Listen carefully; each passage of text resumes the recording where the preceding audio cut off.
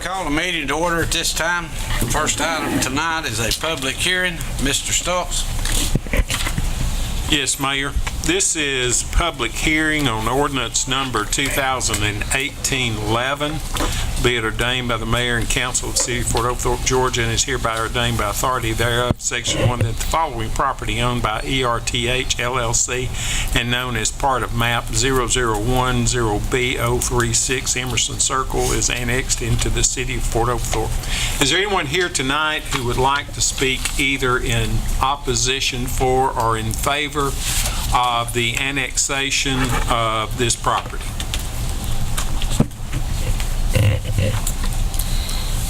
Mayor, it appears that no one is present in opposition or in favor of the annexation, so we've closed the public hearing at this time. Thank you, Mr. Stokes. We'll call the regular scheduled meeting to order at this time. Ms. Tennant, if you would, please do the invocation. Ms. James, lead us in the pledge, please. Excuse me. We make our beginning in the name of the Father, Son, Holy Spirit.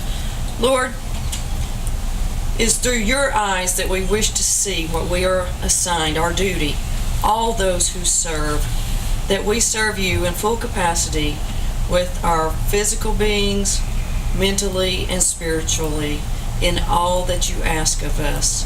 For the citizens who have elected us and placed us here, that we conduct ourselves with that integrity and that honor, that we may walk the path for your will from this day forward. In the name of the Father, Son, Holy Spirit. Amen. Amen. I pledge Allegiance to the flag of the United States of America and to the republic for which it stands, one nation, under God, indivisible, with liberty and justice for all. First item on the agenda is the reading of the minutes of the previous council meeting. Members of council have had an opportunity to review these. I will entertain a motion to approve. Make a motion. Second. Have a motion and a second. Any discussion? All in favor say aye. Aye. Motion carries unanimous. Next item on the agenda, communications from the mayor. I am going to yield to our police department.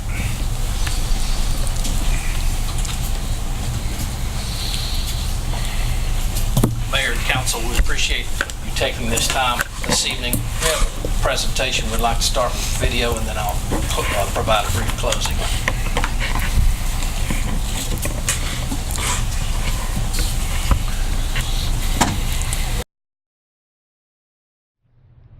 As chief in Fort Oglethorpe of the police department, I think it's vital that our city leaders and our community understand what our officers do for them. Often they see those cars and they see their blue lights and working a wreck or writing a ticket or answering a call, but it's not often that a case of this magnitude that we hear about tonight gets heard. Sure, when it initially happens, but things stay so busy, people forget that a bad situation even happened a few days later. And I think it's important that we acknowledge our employees, especially soon after major offenses have been settled and it is made aware publicly that our officers have done a superior job. I think it's important that we take time and recognize them.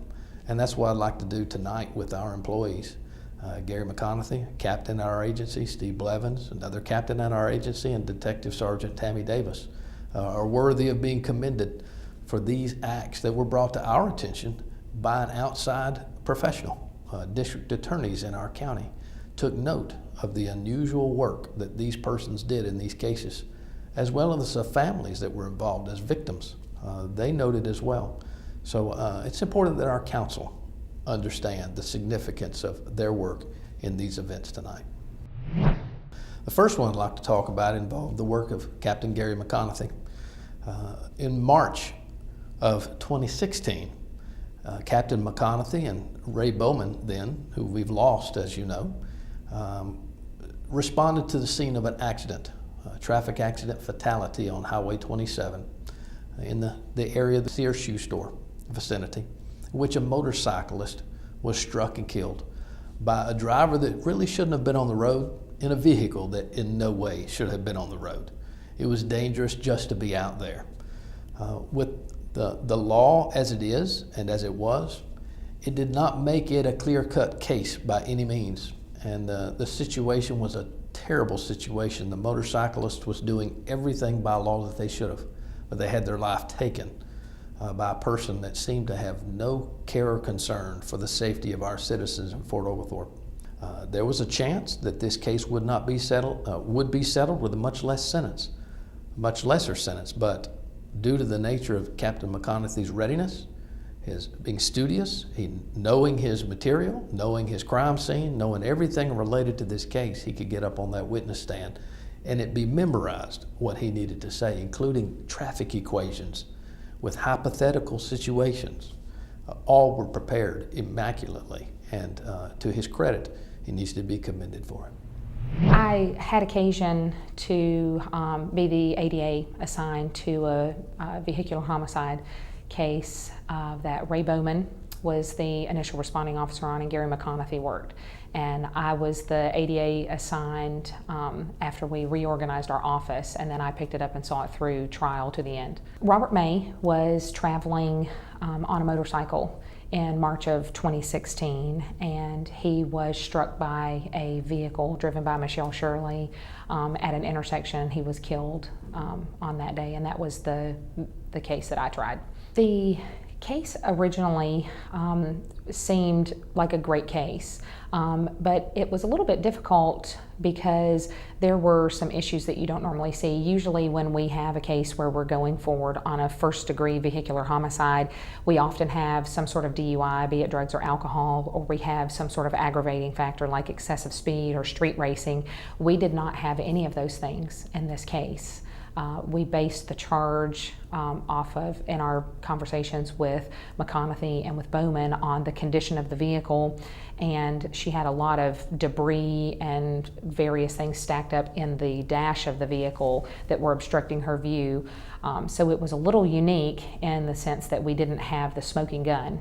We did have great video from businesses, and there was a passerby who had a dash cam, but it was unique because this is not the sort of thing that juries expect to hear. They expect you to say somebody was killed as a result of this person driving under the influence or speeding, street racing.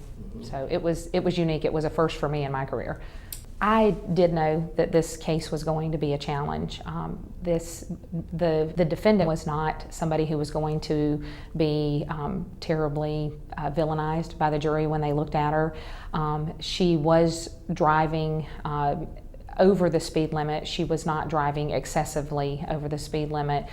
It was going to be a challenge to go forward with the condition of the vehicle, because basically we were trying to build several different things together to make this work. And like I said, normally you would have, the causation is the DUI, and this was several different things: the condition of the vehicle, her failure to maintain it, the debris and the windshield that was obstructing her view, different things like that. So it was going to be a challenge from the start. I always will meet with a family when there is an actual victim in a case. In this particular case, I had met with Robert May's wife several times. When the trial was approaching, his brother was in contact with me, and Robert May's mother was still living. I believe she was about 90, and I brought them in and met with them to make sure that they understood sort of the pros and cons of what we had going for us. I always want to prepare the family that no matter how good the case is, no matter how much evidence I have, I can't ever say what a jury is going to do. But I assured them that I would do my very best. So we were all prepared, myself, McConaughey. Of course, by the time this went to trial, we had lost Lieutenant Bowman when he got sick, but myself, McConaughey, and the family all knew. The possible outcomes were, if we got the conviction on the first-degree vehicular homicide, then we had a sentence range of up to 15 years in prison. Otherwise, it was going to be a misdemeanor. And while we were prepared for that, we were hopeful, but we were all prepared for the fact that it might be a misdemeanor, which would carry a maximum of 12 months. I have been prosecuting for a decade. I interned in law school and prosecuted cases, worked on big stuff. I was incredibly fortunate. I was involved in a death penalty case that summer. I had a wide range of experience when I was in a metro Atlanta county. I've tried countless trials with officers of all different experience levels, and I took the time to sit down and write to you, to the police department, because Gary was so exceptional.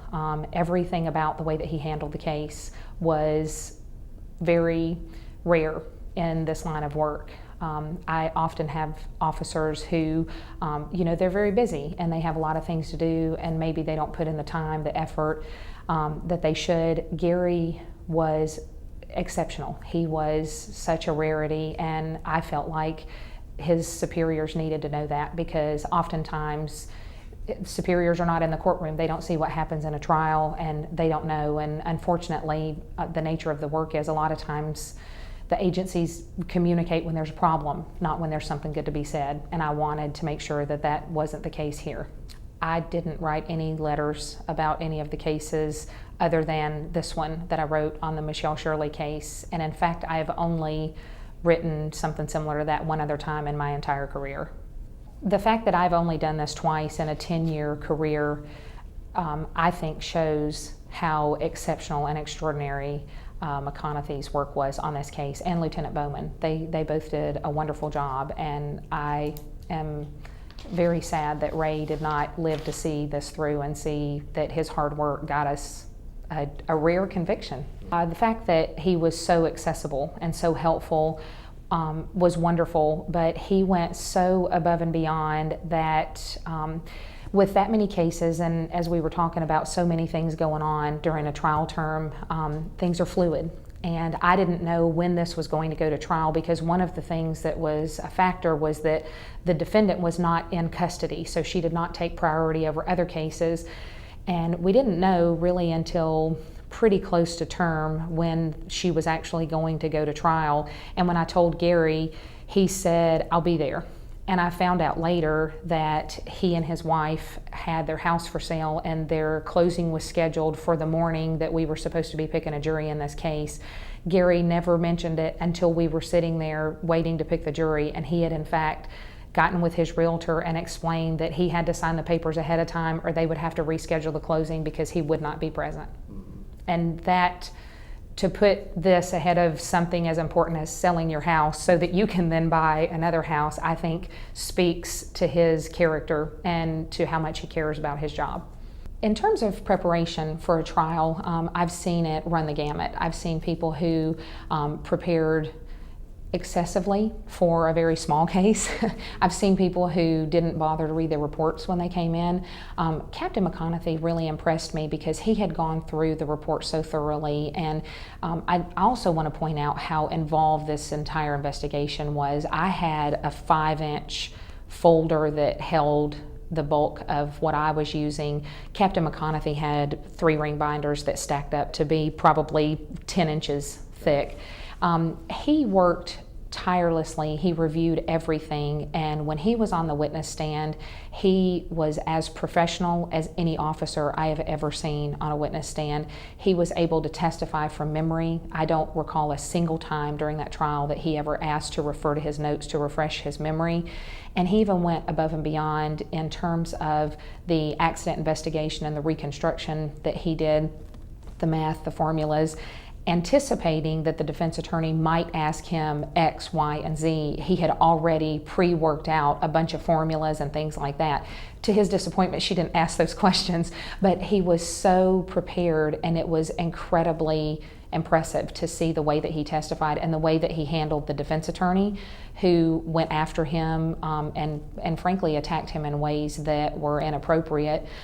His training, his experience, things like that, and he handled it all with incredible grace, and just everything that she said, he had an answer for anything that she asked him, and no matter how nasty she was, no matter how she approached him, he always responded professionally, appropriately. He never took the bait for anything that she was trying to say that was inappropriate or accusatory.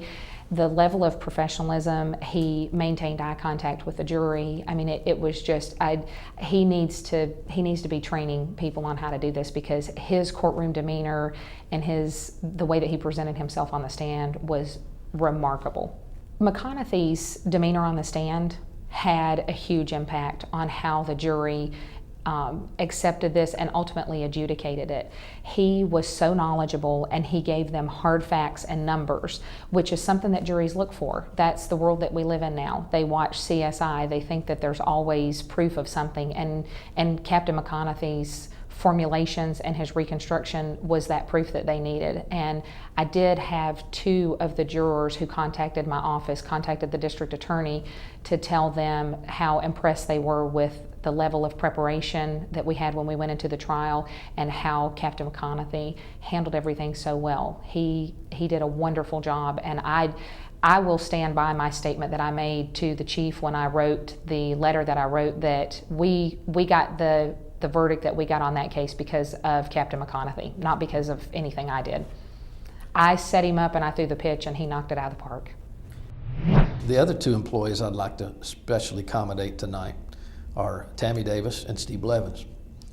They worked on a case involving James Leon Works Jr.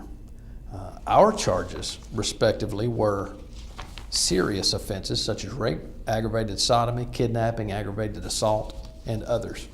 I think there were a total of about 22 separate counts on this individual. They had been plagued by this person with related crimes for numerous years before this one, but they knew this person was a dangerous individual, and when he offended again in this city, they set out that he would not get away with it again if they had anything to do with it. And they put the kind of investigation together that it takes for offenders like this not to slide through the system again, which he had done numerous times and gotten smacks on the hand, but continually offended on females. And in this case, they knowingly prevented another victim somewhere out there in our area from being offended against by this particular person. And he is a violent offender.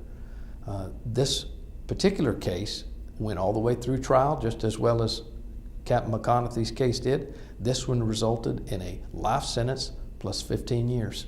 And he will have a long time before he's considered to get out and reoffend in this community. Their work in this case was instrumental, as our district attorney that worked this case had a chance to tell us. It was vital to the prosecution, the whole process. The years of work they put into this was very instrumental. And this kind of work is so significant for a community, because each one of these types of offenders just does not need to be in our city. And he will be off the street for a long time thanks to the work of these 2 persons in this police department. My involvement with the James Works case, there was essentially an outstanding case that was from a Catoosa County case that was from 2013, I believe. And it was a case that had been passed between different ADAs. It was essentially, the top count was a false imprisonment case. And I became involved in that and kind of did a review of the caseload, and both Captain Blevins and Sergeant Davis were also involved in that case, I believe. And I became aware of the criminal history that this individual had, and what he'd been doing in the community for going on 3 decades. And essentially, we couldn't get the victim in on that case to come in. And then December of 2015, this was almost a year of me possessing that older case. In December of 2015, I learned from Captain Blevins and Sergeant Davis that there was a new case that Mr. Works had committed, and this one was in Fort Oglethorpe. Mr. Works has a long history of committing crimes of a very specific nature within this community and the greater Chattanooga area. And these crimes go back to specifically within Fort Oglethorpe to the late 90s. There are convictions that this individual has going back to the late 90s, all involving women who were in his life, whether it was a relationship or friends of someone who he was in a relationship with. And this was an individual that for some reason not only knew how to pick the types of victims that it was difficult to get them to cooperate with the justice system. And we'll certainly go more into that as to why Captain Blevins and Sergeant Davis made such a difference with the victims involved in this case. But also, he just was one of these individuals who seemed to be extraordinarily lucky when it came to how the criminal justice system treated him. Even going back into the late 90s, both local prosecuting agencies and even crossing the state border into Tennessee had for some reason just treated this individual with kid gloves. Mr. Works faced a number of serious counts in the case that we tried in March of 2018, and also that dated back to this 2015 incident. The top 3 counts, all 3 counts were forcible rape. He faced a number of aggravated sodomy counts, kidnapping count, false imprisonment, several aggravated assaults, and also 3 or 4 possession of a firearm during the commission of a felony. So some of the different acts that he had committed against prior victims, it was really important to have Detective Davis and Captain Blevins involved in this case because they knew that history. They actually had a history with a number of these victims. And these were egregious crimes that he committed against a number of women throughout our community and still live in the community. And one of the things that really stood out to us was just the level of violence and the level of violence that would kind of essentially predate some sort of sexual act. It was almost as if the beating and the bleeding of his victims would then arouse him to then commit an act of sexual violence. Mm-hmm. And then you delve deeper into the levels of control that he would look to do with these women. And the most perfect example of that is essentially he forced a woman to strip down naked in the woods, dig a hole for herself, and essentially cover her up in that hole, challenging her to leave this area. Essentially establishing complete and utter control over this individual by saying, I can make you do something as insane and crazy as this, and you're bleeding in this hole alone, and you don't know if anybody's around, and you're going to stay there because I told you to. And it was that level of control, that level of violence that then led to his sexual acts that Captain Blevins and Sergeant Davis had a full understanding of. And throughout what we saw with this individual's history, he would commit a new case, and there would be detectives and there would be investigators and prosecutors that just didn't understand. They didn't understand that history. The role that Captain Blevins and Sergeant Davis played in this investigation was essentially an instrumental and kind of an indelible role throughout the course of this case. I think one of the things that I wanted to articulate to you in the letter was essentially that this case, not only would we not have had essentially an incident report, but this would have been a case that we would not have been able to take to trial without all the steps that they immediately took as soon as they knew that a crime had occurred.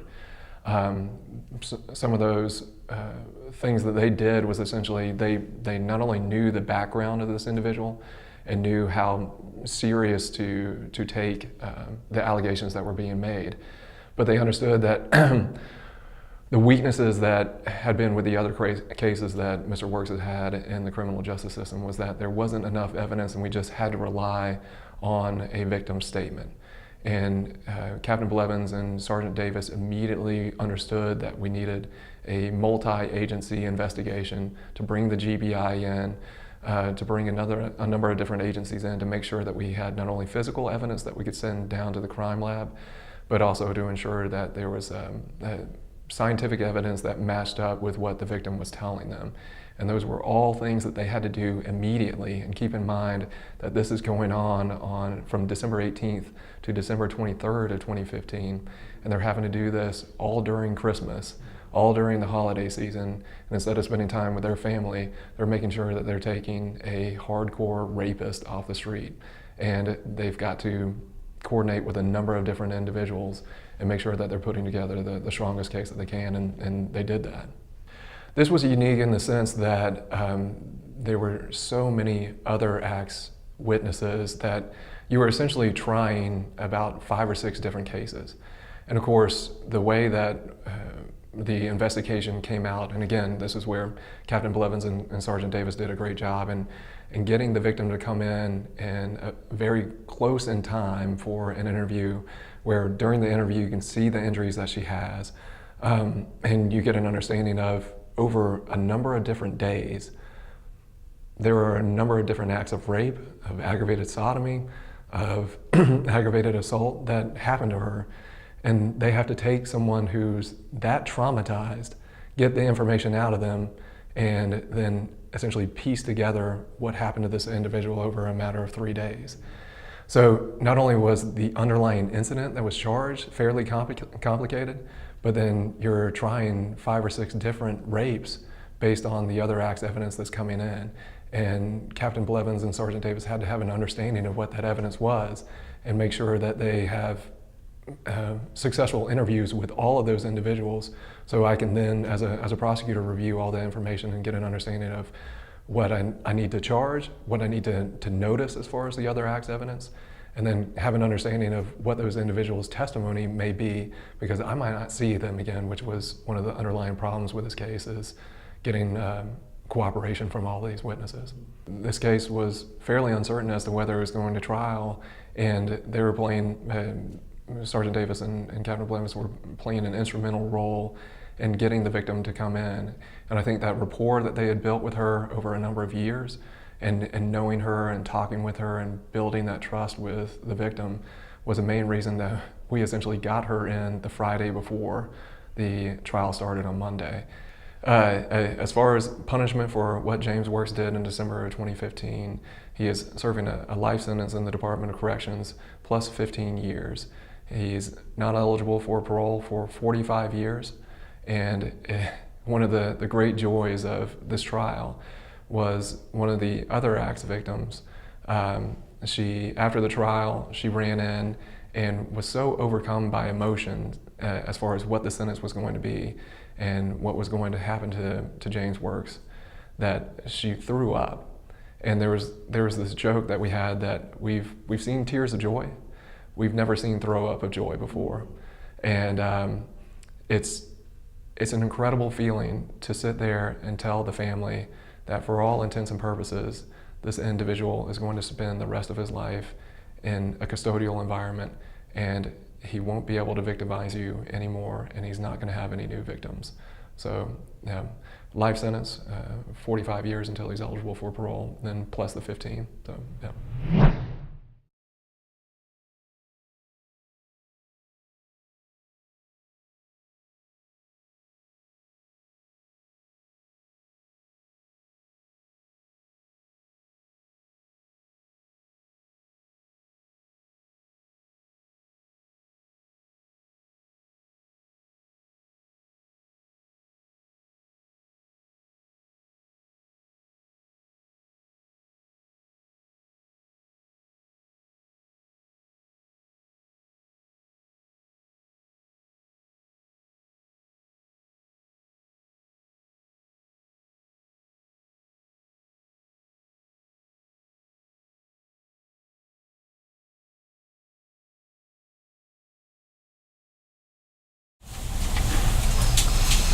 Mayor and Council, it's on that basis that I'd like to provide these letters of commendation to these officers and provide them with discs of a fuller version of this. We had to cut this down for time's sake, but we'd like to provide full versions of this disc to each one. So if you come up, Captain McConaughey.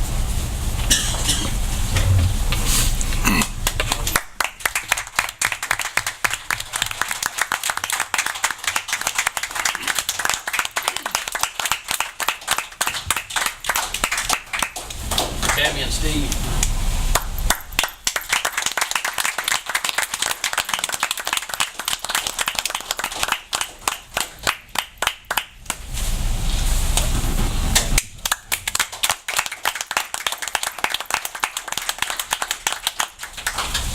Thank you.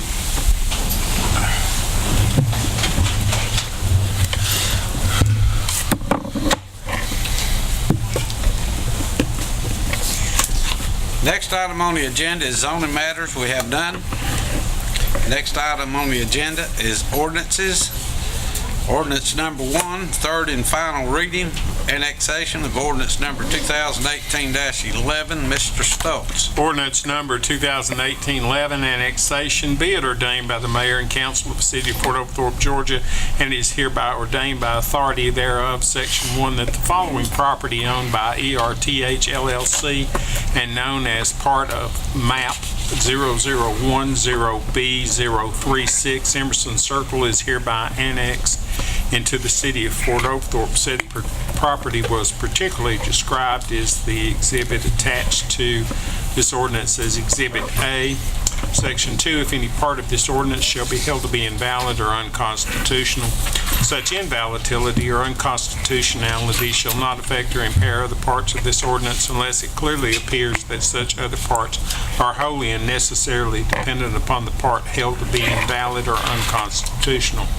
Section 3, this ordinance shall take effect from and after its adoption by the mayor and council. First reading, 14th day of May, 2018. Second reading, 11th day of June, 2018. And it's available, Mayor, for adoption at this time, or vote. Thank you, Mr. Stokes. I have a motion to approve. Make a motion. Second, sir. I have a motion and a second. Is there any discussion? Mr. Childs. Yes. Mr. Rogers. Yes. Ms. James. Yes. Ms. Stinnett. Yes. Motion carries unanimous. Item number 2 under ordinances, second reading of ordinance number 2018-12. Mr. Stokes. Ordinance number 2018-12, ordinance to amend the 2018 fiscal year budget, ordinance number 2017-09 for the city of Port Oglethorpe. Whereas the duly elected governing authority of the city of Port Oglethorpe, Georgia, is authorized under Article 9, Section 2, Paragraph 3 of the Constitution of the state of Georgia, the official code of Georgia annotated 3635-3, and the charter of the city of Port Oglethorpe to adopt reasonable ordinances to protect and improve the public health, safety, and welfare of the citizens of Port Oglethorpe, Georgia, and whereas the duly elected governing authority of the city of Port Oglethorpe, Georgia is vested in the city council composed of a mayor and 5 council members, and whereas all ordinances or parts of ordinance in conflict herewith are repealed, whereas that if any part of this ordinance shall be invalid or unconstitutional, such invalidity or unconstitutionality shall not infect or impair the parts of the ordinance unless it clearly appears that such other parts are wholly and necessarily dependent upon a part held to be invalid or unconstitutional. Now, therefore, it is hereby ordained by the governing authority of the city of Port Oglethorpe that the following shall constitute the amended 2018 fiscal year budget. This ordinance shall take effect from and after its adoption by the mayor and city council. This is a second reading, Mayor. Thank you, Mr. Stokes. You need a minute for a breather? No, sir. Item number 3, first reading of ordinance number 2018-14. Mr. Stokes.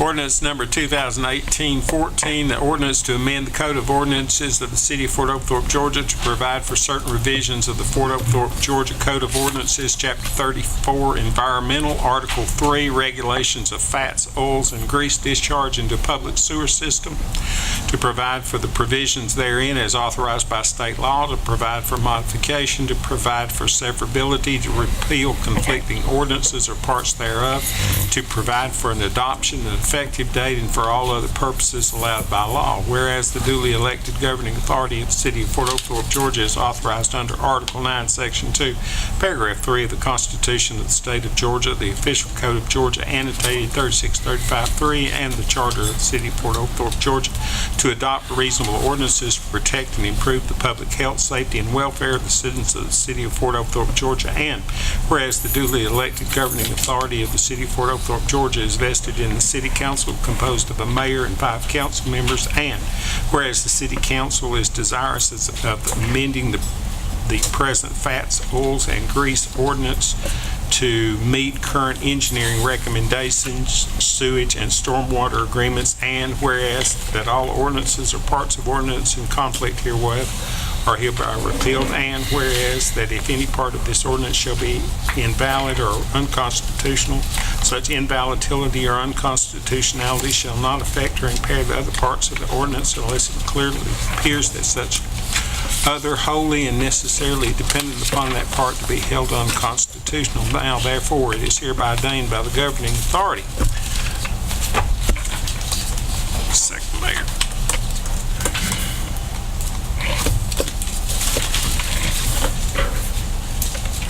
Now, therefore, it is hereby ordained by the governing authority of the City of Fort Oglethorpe, Georgia, Code of Ordinances, Chapter 34, Environment, Article 7, Regulations of Fats, Oils, and Grease Discharge to the Public Sewerage System is hereby amended as follows.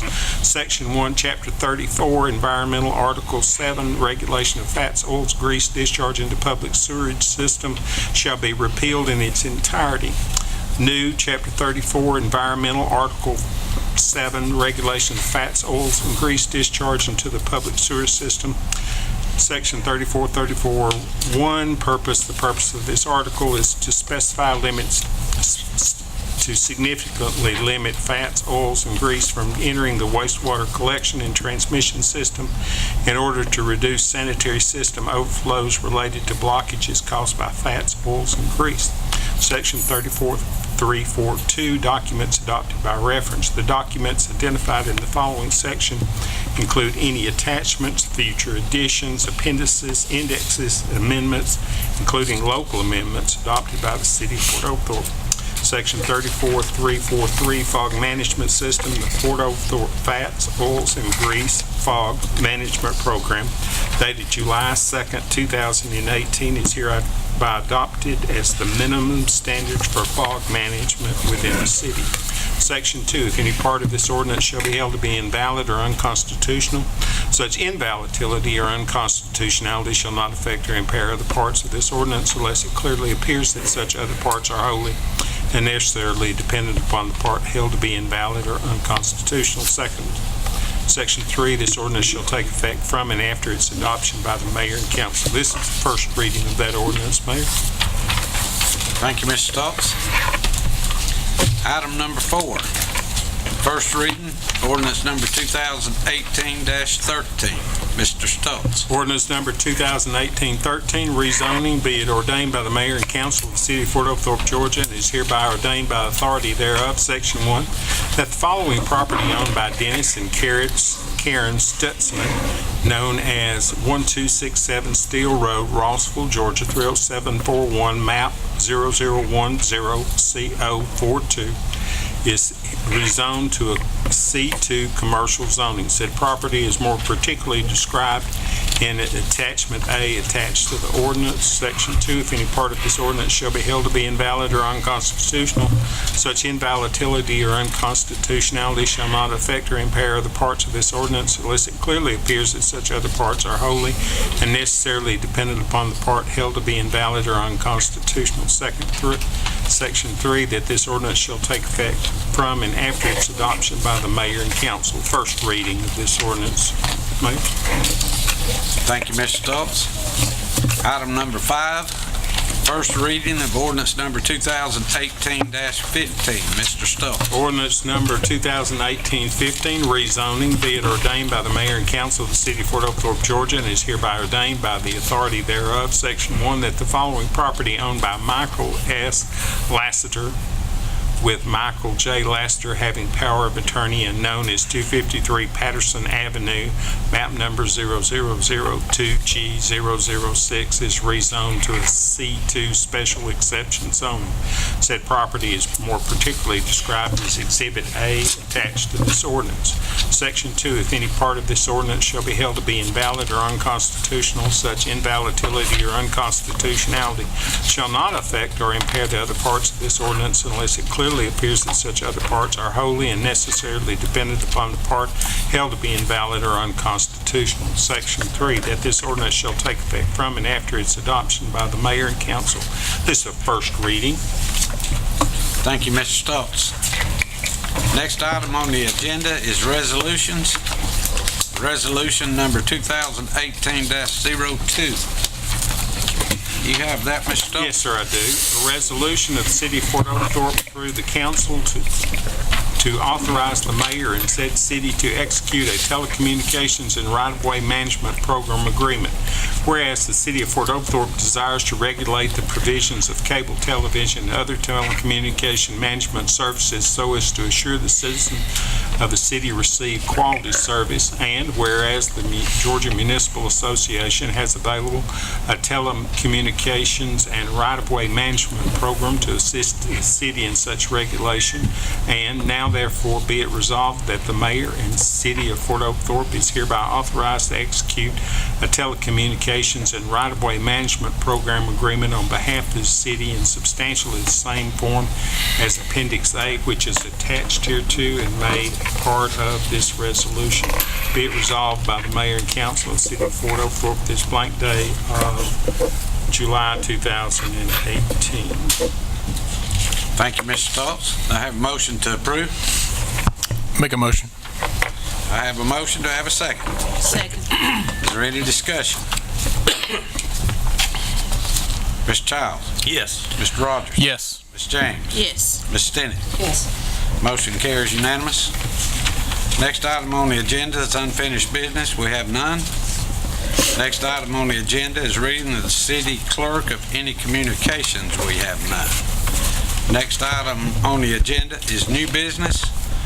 Item number 1 under new business, proposed approval of emergency purchase of HVAC in the police department. Ms. Simpkins. Thank you, Mayor and City Council. Our 2 5-ton HVAC units serving the evidence room failed in June of 2018.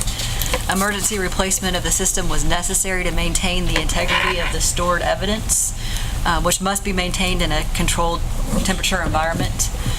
Bailey's Heating and Air and Electrical LLC removed and properly disposed of the former dysfunctional units, and 2 Carrier 5-ton units were installed on the rooftop. The purchase includes a 1-year warranty for parts and labor and a 5-year warranty for the compressor. The cost is $13,850 and work is complete. Funding is included in the proposed 2018 budget amendment. Thank you, Mayor and Council. Thank you, Ms. Simpkins. I have a motion to approve. Make a motion. Second. Good, sir. Have a motion and a second. Any discussion? All in favor say aye. Aye. Motion carries unanimous. Item number 2, proposed approval of Mac Smith and Steel Road roundabout design. Mr. Long. Thank you, Mayor and Council. This is to approve task order number 2018-6. It's for the design and construction management of the roundabout at Mac Smith Road in Steel. It will be by CTI Engineering. The amount is $63,000. Back in March 26th of this year, y'all approved the donation of the properties there at that, and in that agreement, the donation letter had that we would start construction within 3 years of it, or it would revert back to the owners. So this would just get started on the design and all. Thank you, Mr. Long. I have a motion to approve. Motion. Do I have a second? Second. Have a motion and a second. Any discussion? All in favor say aye. Aye. Motion carries unanimous. Item number 3, proposed approval of Carpet Capital Aquatics Club agreement to hold swim meet at City Pool. Mr. Long. Yes, this will be the agreement. It's one that we've previously used in the past times that they have rented the pool for this meet. This will be actually this weekend, this Friday and Saturday. So it will be, they're expecting about, I think they've got registered at about 875 swimmers that'll be swimming there in 2 days.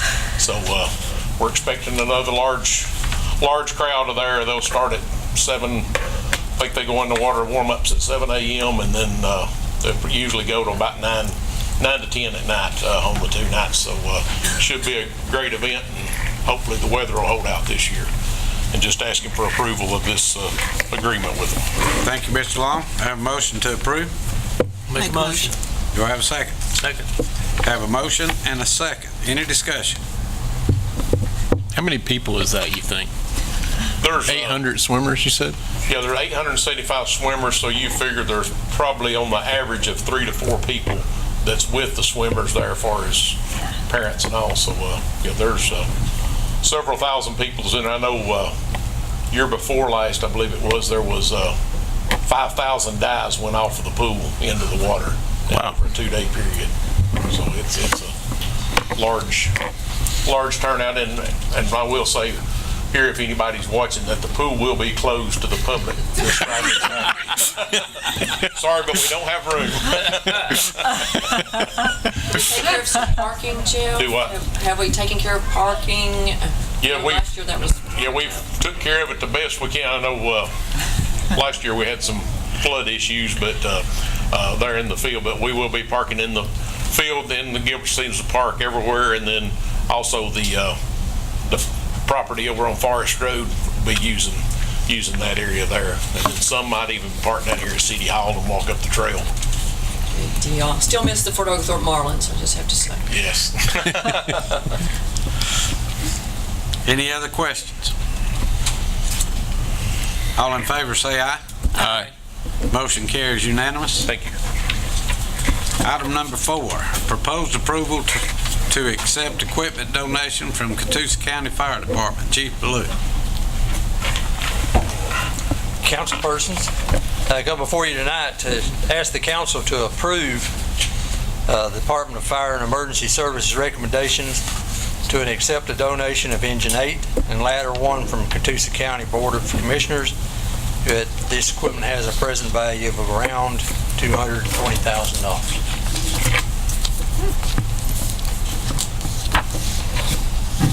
Thank you, Chief. Have a motion to approve. Motion, sir. Second.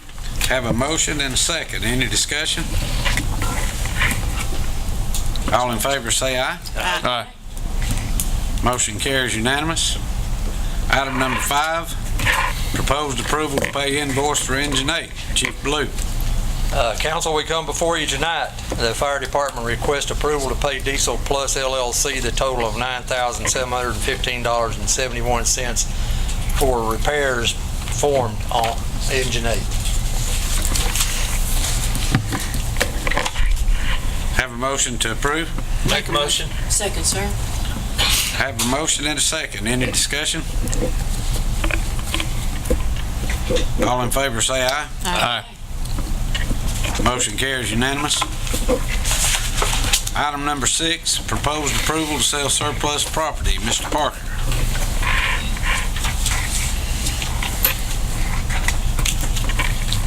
In your agenda, there should be a list of property, mostly office furniture in this case, this particular time. Some items from the police department, property that they're no longer using, intox meter, tent meters and such. So I am asking authorization to have this list declared surplus and planning for a sale to begin July 16th and run that sale until August 31st. There will be some other items that didn't get to this list that we'll have on the next agenda. Police department has a vehicle, confiscated vehicle they want to get rid of. Jeff and I looked around at the shop and found some old stuff just laying around in the way that we need to clear off the property. So this sale will run through the end of August. Thank you, Mr. Parker. I have a motion to approve. Motion, sir. Second. Have a motion and a second. Any discussion? Phil, where is this stuff? Beds, end tables, table lamps, It's wall pictures in frames? Yes, it's stored here in the building, down to 100 Hall in the various old offices down through there. It's just in a pile right now. Later this week, I'm gonna Been in a pile for a while. It's been around a while, and we're gonna organize it so I can get photographs of it, get it online. But it's down to 100 Hall. If y'all go down through there and see anything you won't put in your offices, then Oh dear. Good job spring cleaning. Thank you, Mr. Parker. do it. Any other questions? All in favor say aye. Aye. Motion carries unanimous. Thank you. Next item on the agenda, City Manager's Report. Ms. Simpkins. A few items tonight. And first of all, I'd like to thank Chris McKeever and the Tourism Association for an outstanding Patriotism at the Post event. There were a lot of people out there, and I've received great feedback from several, even residents on Barnhart Circle that say keep these events coming. We really enjoy them, so thank you. On Tuesday, August 7th, from 4 to 8 p.m., the Georgia Department of Transportation and the City of Fort Oglethorpe will host a public meeting regarding the Lafayette Streetscape Improvement Project. So for many of you, you were involved maybe at the beginning of this project 6 or 8 years ago. This is an update to property owners along Lafayette and also residents of Fort Oglethorpe who are interested in seeing what that final streetscape plan looks like, and also getting an update on GDOT's schedule for construction. So join us from 4 to 8 p.m. August 7th. That'll be held here at City Hall. Also, our community now has 3 locations to conveniently dispose of drugs and keep them off the street. The 3rd location is right here at City Hall. We've enrolled and acquired a CVS grant for a new drug drop box to aid in keeping unneeded drugs from getting into the wrong hands in our city. During the hours of 8 a.m. to 5 p.m. Monday through Friday, citizens can now bring their unwanted, no longer needed, or expired drugs to be deposited in a secure CVS container, and the Fort Oglethorpe Police Department will document the items and destroy them soon thereafter. The sheriff has acknowledged his appreciation for an additional drop box due to the number of deposits they receive throughout the county. The police department has initiated policy and procedures for this new collection and destruction process. Our thanks to CVS Pharmacies for their joining with us for this very worthy cause. And just wanted to reiterate how great it is that our police department is willing and able to join forces with other law enforcement agencies in this community to stand together in the fight against drug abuse. And then just a final thank you to Chief Helton and Brian Perry for compiling the video honoring our police officers. It's a short but great demonstration of the exceptional professionalism of your Fort Oglethorpe Police Department. Thank you, Mayor and City Council. Thank you, Ms. Simpkins. Next item on the agenda is City Council comments. Mr. Childs? Yes, the summer is about over. Believe it or not, school starts in 4 weeks, which we have 1 meeting between now and then, 3 weeks for Walker County. So as school starts, everybody be aware of kids, buses, and the speed. And again, a shout out for the department heads of our city. They do a great job. Thank you, Mr. Child. Mr. Rogers? Yeah, I'd like to say thank you to Chris McKeever. I see her in the crowd tonight. Wonderful job, Patriotism at the Post. Also, thanks to Chief Helton and the folks at the police department, Captain McConaughey, Captain Blevins, and Sergeant Davis. That was a really cool thing to see tonight. And I'd like to also reiterate thank you to Chief Helton for taking the time to put all that together. It's awesome to be able to see that, and I know that those folks appreciate that. So yeah, that's it, Mr. Mayor. Thank you, Mr. Rogers. Ms. James? I don't have anything tonight. Thank you, Ms. James. Ms. Stennett? Yes, sir. As always, want to invite people to Vintage Baseball, August 25th. If you haven't seen a Vintage Baseball game, make sure you see this one. Bring your lawn chairs and prepare to have an interactive great time. The Veteran and Citizen Committee will be meeting August 2nd. That's the first Thursday in August, August 2nd, right here, City Hall, in this room. Want to invite everyone, and no, you don't have to be a citizen of Fort Oglethorpe to be part of this. So everyone come and get involved in Honor Park, a tribute to those who serve. We were bragging about Patriotism at the Post, and still on Facebook I had some people say, Paula, I didn't know that happened. How could you not know this? So right now, mark your calendars, September 3rd, Labor Day at the Post. Go ahead, save the date, and prepare to have a great family fun time in Fort Oglethorpe. Now, Georgia Department of Education is asking for your help. As Mr. Childs said, school starts back soon. There are many, many children in Georgia who do not have those supplies, who do not have backpacks. And the state of Georgia is asking that if you can help, please do. They are asking you to donate to support backpacks for children. You can go to glpe.org. That's glpe.org. Maybe Brian can put that on the screen when he publishes this, and donate to support this effort to help children with that responsibility for backpacks and supplies. Mayor and Council, thank you so much. As always, family first in Fort Oglethorpe. Thank you, Ms. Stinnett. Next item on the agenda, citizens petition, Ms. McKeever.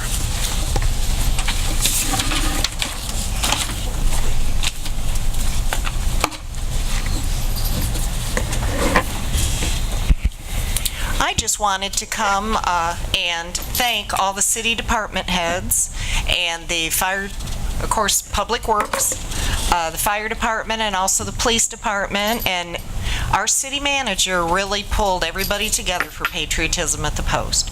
And it was wonderful to have everybody working together, had a wonderful time.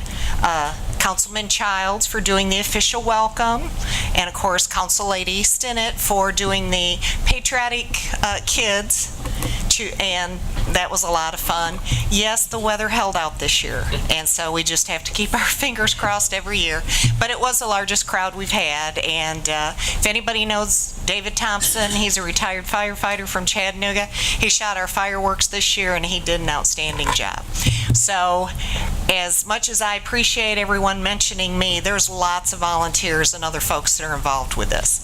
They just will not come to these meetings and get up and talk to y'all. So that's where you get stuck with me.